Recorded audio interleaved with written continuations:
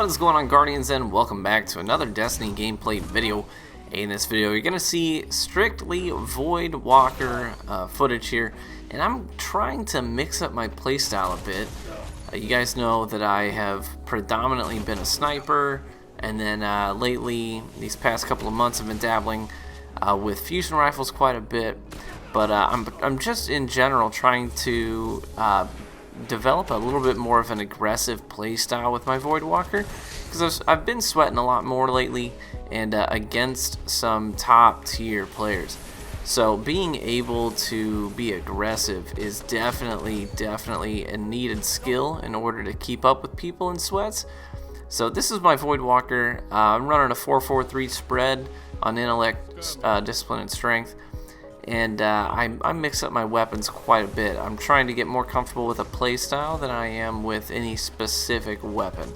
So I did end up caving and doing the tool setup. I'm running a Last Word and a Conspiracy Sniper D for a couple of matches just to see how I could do using some of these top tier weapons, because you guys know me, I generally avoid them. And you're going to see a lot of Strongbow D shotgun, which is not, I mean, it's got less than half of the range of a Conspiracy Sniper D, and it has significantly less impact, and that's my go-to shotgun. I want to use something more often than not that when I kill people with it, they're like, he killed me with what? And on top of that, one of the things that it lets me do is follow up my shotgun bursts with a melee to finish them off. So I'm getting more melee ability kills, which is good for my Voidwalker build because it's going to start cooling down other things and giving me health back, as opposed to just killing something with my shotgun blast. So I kind of like the Strongbow D for that reason. It's not by any means a great shotgun. In fact, it's kind of the opposite. It's kind of mediocre at best. But I'm fun using it nonetheless. So I'm trying to get this a little bit more of an aggressive playstyle going on, and just recently playing some of the top tier players in the game who have an aggressive playstyle. It's good to be able to pick up on some of the things that they do, like managing aggro, using your teammates basically as a means of getting the focus and the attention of your opponents, and then pushing in at those times and really taking advantage of your opponent's focus. So while they're focused on your teammates, it makes for a good opportunity, and it's all about timing, really kind of read the situation and know when that's happening.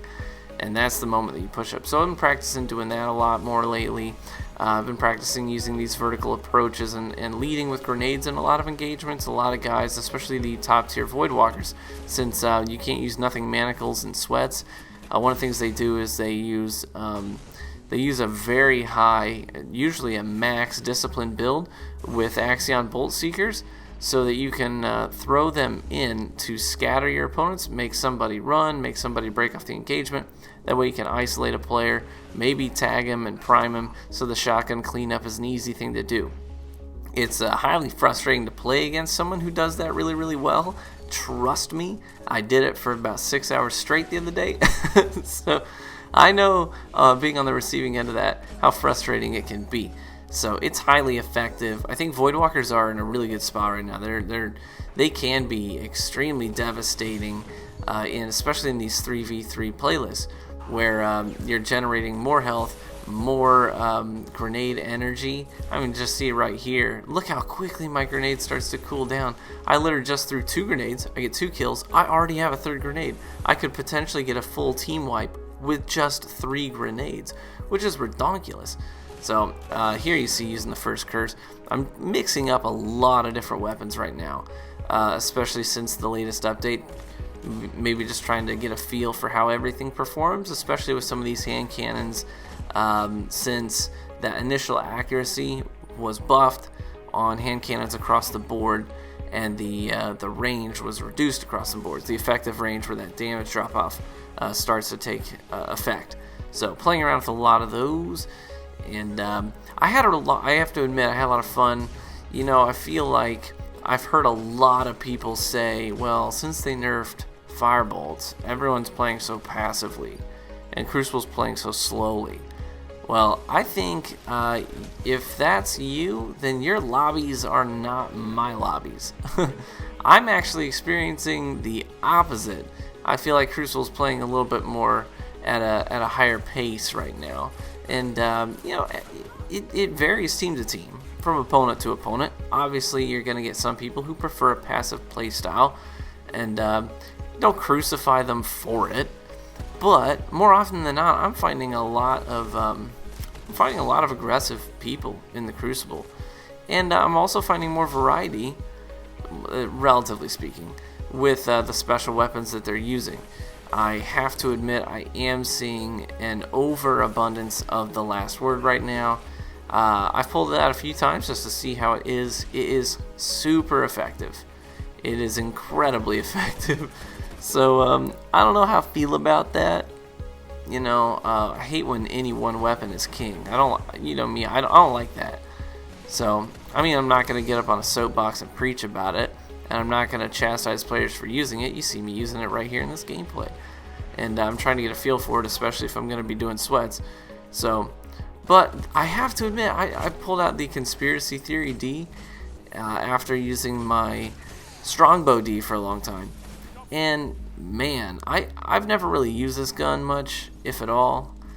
And just today, taking it out, I'm like, holy cow, the range on this thing is ridiculous. The range at which you can one-shot people is kind of cray-cray. And to think that there are people out there with better rolls on shotguns than this, like those Matadors that can map you, I'm like, man, that's gross. I'm almost glad I don't have one of those, because I would feel so cheesy getting Matador kills at that range.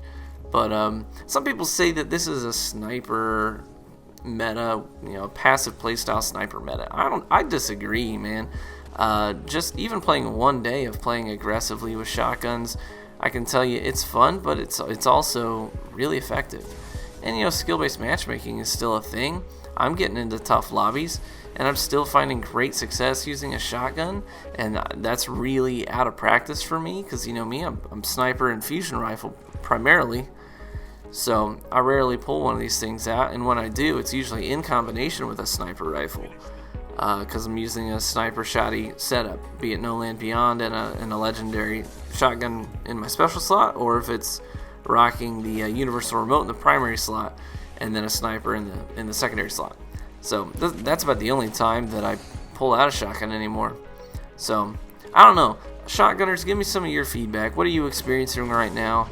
How do you feel about it? I know that speaking with some top tier competitors in the game right now, they still feel like when push comes to shove, using a shotgun and playing aggressively wins more often than not. And I have to say, from my experience, that's true. Usually I like to have a good balance. If I've got two excellent snipers on my team and one shotgunner, that's good. But generally speaking, I find it's almost better. And I'm not talking about elimination right now. I'm not talking about Trials of Osiris. I'm talking about in a competitive 3v3 skirmish. It's generally better to have two shotgunners and one really good sniper. And sometimes you can mix that up. But you really can't go a triple sniper team. That's just not going to work. At least not in the lobbies I'm getting into. It's going to be highly ineffective. So, and I'm not necessarily talking about your average pubs. In average pubs, sure, you can use whatever you want to, and it's pretty even across the boards if matchmaking is doing its thing. I'm talking about when you scrimmage with some of your friends, or if you get into a sweat. And I've had a lot of people actually lately in my videos, they're asking, Ryan, how do I get involved in sweats? I'd love to do some sweats sometime, but I just don't know where to start or where to look. That's a great question. If that's you, there are LFS sites looking to sweat. It just stands for looking for sweats. So you can look those up. I will just caution you to be wary. If you don't have a lot of friends and you have to resort to that in order to get some teams together, and that's fine, but know that you will run, there's a pretty good chance you're going to run into some tools in LFS sites, and that doesn't speak for everybody that you're going to encounter, but I have heard some horror stories about the kinds of people that you can get matched up with using the LFS sites, so just keep that in mind. if you're using those services. Otherwise, really the best way to do it is just to, one of the things you can do actually is watch streams. Go onto Twitch and scroll down. Usually the top 5 or 6 people aren't necessarily sweats.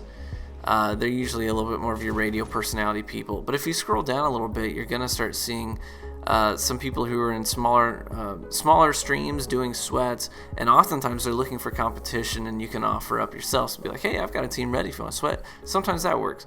So by the way, this is my Strongbow D. It's got rangefinder and close and or personal. So also just a quick shout out. Thank you so much for the anyone who stopped by the stream. I did a morning stream today, and we had we peaked at over 1,000 concurrent viewers, which is, I mean, that's massive.